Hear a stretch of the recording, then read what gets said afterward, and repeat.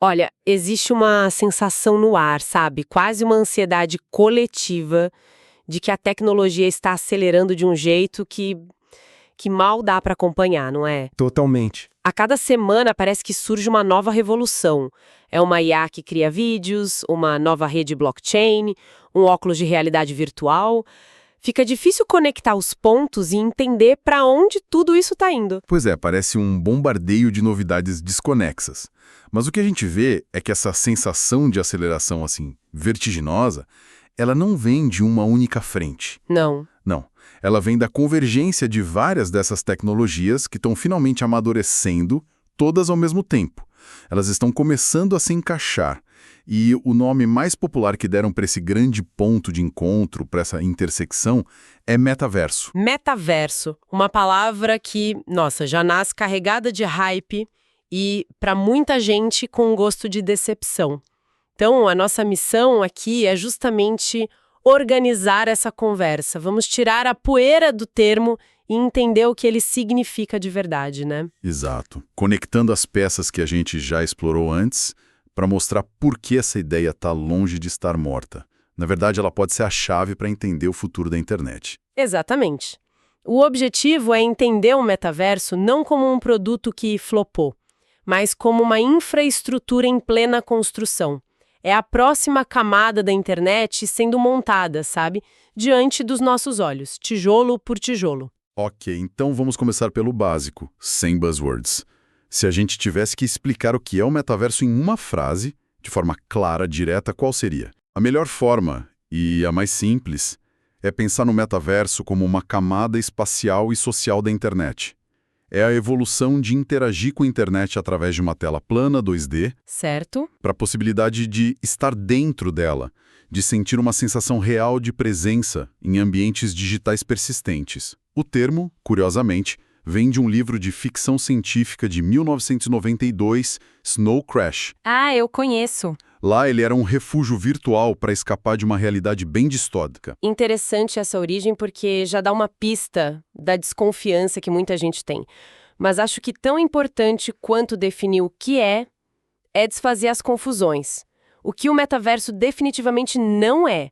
Porque eu mesma, por muito tempo, achava que era só um jogo online com gráficos meio duvidosos. Essa é a principal confusão. Plataformas como Roblox ou Fortnite são exemplos excelentes, mas é mais preciso chamá-las de proto-metaversos. Proto-metaversos. Isso. São como os ancestrais da ideia, os precursores, mas não o conceito completo. Eles nos dão pistas do que está por vir, como economias virtuais, eventos sociais, mas ainda são ambientes fechados, jardins murados. E também não é só sobre colocar um trambolho na cabeça, certo? Os óculos de realidade virtual não são o metaverso. De forma alguma. Esse é outro mito gigante. Os headsets são apenas uma das muitas maneiras de acessar esses ambientes. Sei. Assim como o seu smartphone é uma porta para a internet, mas ele não é a internet. Você pode acessar pelo celular, pelo computador e no futuro por óculos de realidade aumentada e virtual. O dispositivo é um meio, não um fim.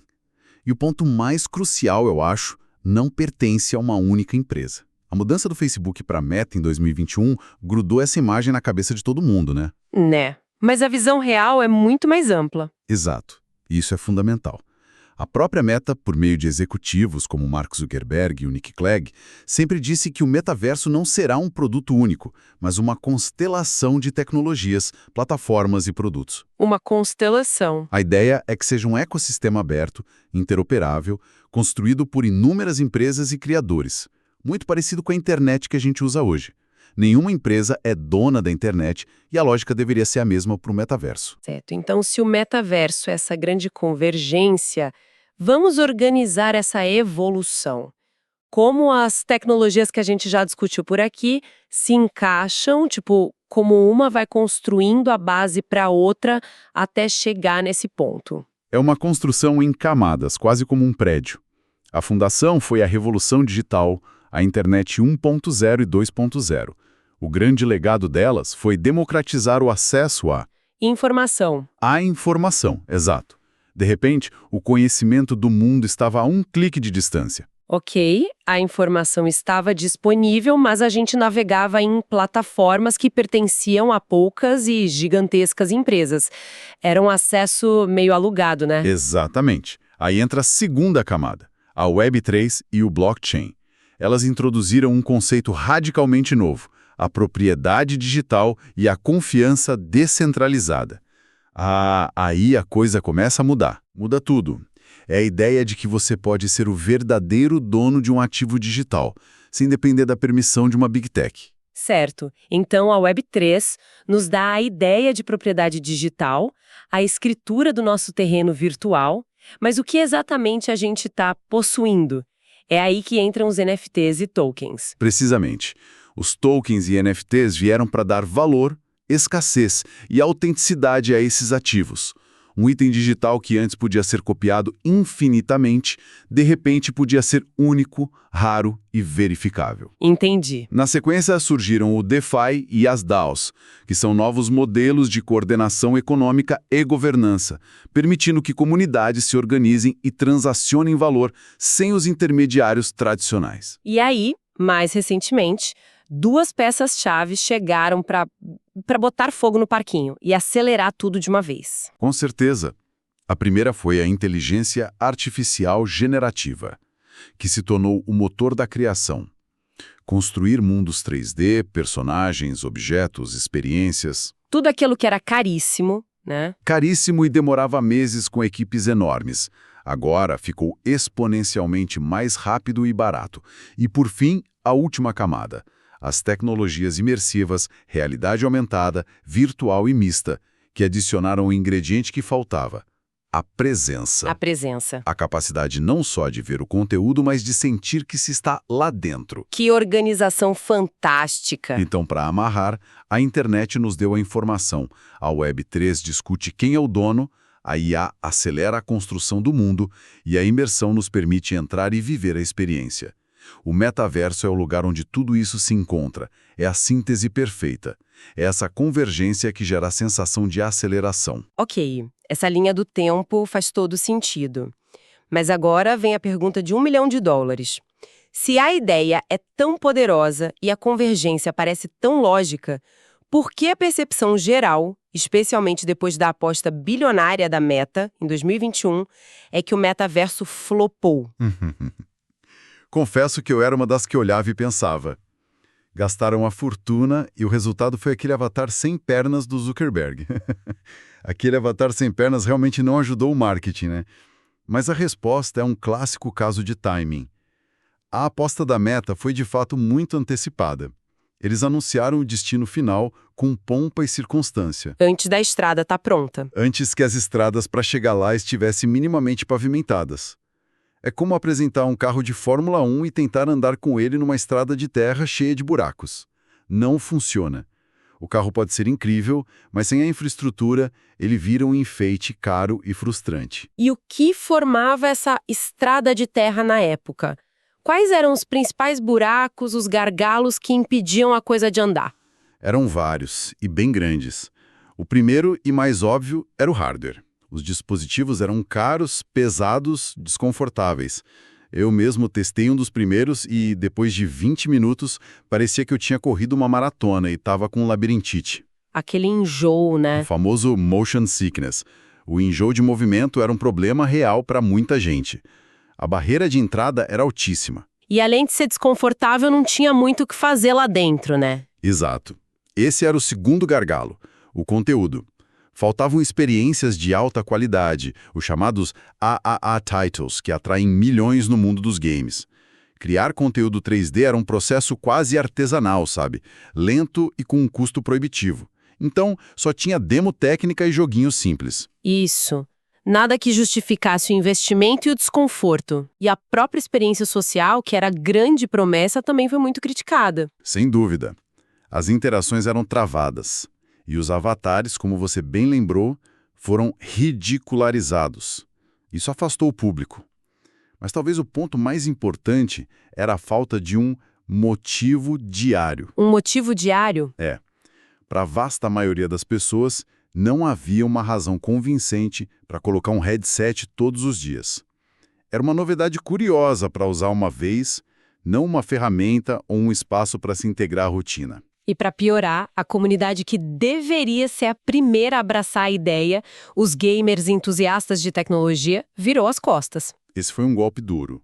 Esse público, que é essencial para a adoção de qualquer nova plataforma, rejeitou em massa a visão corporativa da Meta. Viram aquilo como uma tentativa de dominar um novo espaço. E associaram com a especulação de NFT da época. Exatamente. Para muitos parecia mais um cassino, um caça-níquel, do que uma inovação genuína. O público-alvo principal disse, não obrigado. Entendi. Então a visão estava lá, mas a tecnologia era pesada, cara, e o conteúdo simplesmente não existia para justificar. O que me leva a pensar, o que mudou de lá para cá para a gente estar falando sobre isso com tanta seriedade de novo? O que finalmente pavimentou essa estrada? Basicamente, 2 catalisadores gigantescos amadureceram essa infraestrutura de forma drástica. O primeiro, e talvez o mais impactante, foi a explosão da IA generativa. Claro. Ela simplesmente demoliu o gargalo da criação de conteúdo, gerar ambientes complexos, personagens, texturas, objetos 3D, o que antes levava meses e equipes enormes, agora pode ser feito em minutos ou horas. Por uma pessoa só, às vezes. Muitas vezes por uma única pessoa. A IA virou a fábrica de mundos. A tecnologia de imersão virou o palco para apresentá-los. Espere. Então a IA não está só criando imagens bonitas ou textos, ela está literalmente construindo a arquitetura e a mobília desses novos mundos? Isso muda completamente o jogo? Muda tudo. Ela torna a criação de experiências ricas e personalizadas algo escalável e acessível. E o segundo catalisador foi a evolução do próprio hardware. Eles estão melhores. Muito melhores. Os headsets de hoje estão mais leves, a resolução já se aproxima de 4K por olho, são mais ergonômicos e, crucialmente, os preços estão caindo. E uma tecnologia chamada Pass-Through, que são as câmeras que permitem ver o mundo real, melhorou absurdamente. Ah, isso é a realidade mista, né? Isso aprimorou a realidade mista, que mescla o real e o virtual de forma muito convincente e útil. E com hardware melhor e conteúdo mais fácil de produzir, os casos de uso que realmente fazem sentido começaram a aparecer, imagino. Exatamente. Hoje já não há mais ficção. Casos de uso de altíssimo valor já são realidade. Cirurgiões treinam procedimentos complexos, engenheiros manipulam protótipos em 3D, empresas usam simulações para treinamento de segurança. Nesses casos, o custo-benefício já é claro. Ok, então temos todas essas peças se encaixando. Infraestrutura, IA, Web3, imersão. Como podemos organizar tudo isso em uma estrutura ou um framework para entender de forma coerente como essas partes se conectam? Um bom modelo é pensar em 4 camadas interdependentes, uma sobre a outra. A base de tudo é a infraestrutura. É a camada física, rede 5G, computação em nuvem e os próprios dispositivos, os headsets. O suporte físico. Isso, o suporte físico para todo o resto. Acima dessa base, vem a nossa interface com esse mundo. Exato. A segunda camada é a da experiência. É como nós interagimos. Aqui temos a realidade virtual, RV, para a imersão total, a realidade aumentada, RA, que sobrepõe informações no mundo real. Tipo uma seta de GPS na rua? Perfeito. E a realidade mista, RM, que é o mais avançado, permitindo que objetos virtuais e reais interajam entre si. A terceira camada, então, deve ser o cérebro que cria tudo isso. Perfeito. É a camada da inteligência. É aqui que a IA reina. Ela gera conteúdo, cria NPCs com quem você pode conversar de verdade, faz tradução em tempo real, é o motor criativo. E, por fim, a camada que garante que tudo funcione de forma confiável e que a nossa identidade nesse espaço seja nossa de verdade. Precisamente. A quarta e última camada é a de identidade e confiança. É aqui que os conceitos da Web3 se tornam cruciais. NFTs como prova de propriedade, carteiras digitais com nossas credenciais verificáveis. É a camada de governança e soberania digital do indivíduo. Você poderia nos dar um exemplo prático do dia a dia que integre todas essas 4 camadas para a gente visualizar isso funcionando? Claro. Imagine uma estudante de medicina praticando uma cirurgia. Ela usa um headset leve, sem fios, conectado a uma rede de alta velocidade. Isso é infraestrutura. Ok. Dentro do headset, Ela vê um holograma ultra realista de um coração pulsando, sobreposto a um manequim físico na frente dela. Ela pode andar ao redor, interagir. Isso é a experiência de realidade mista. Até aqui já é impressionante. Onde entram as outras camadas? Durante o procedimento, um tutor de IA analisa os movimentos dela, oferece feedback em tempo real, cuidado com a artéria coronária, e pode até simular complicações. Essa é a camada de inteligência. Uau! Ao final, quando ela conclui com sucesso, recebe automaticamente uma credencial digital verificável em sua carteira, um certificado que comprova aquela habilidade. Isso é identidade e confiança.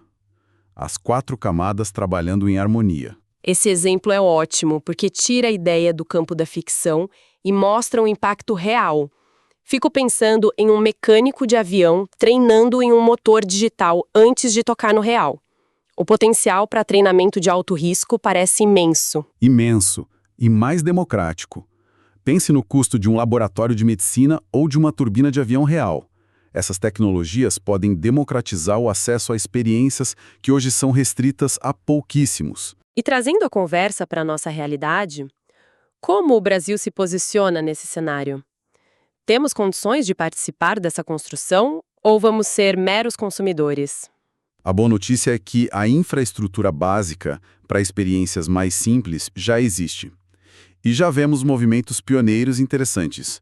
Um caso que chamou atenção foi o do escritório de advocacia Viseu Advogados, em São Paulo, que lançou uma sede virtual. Interessante. Mas quais são os nossos desafios específicos, os buracos na nossa estrada particular? Os desafios são significativos.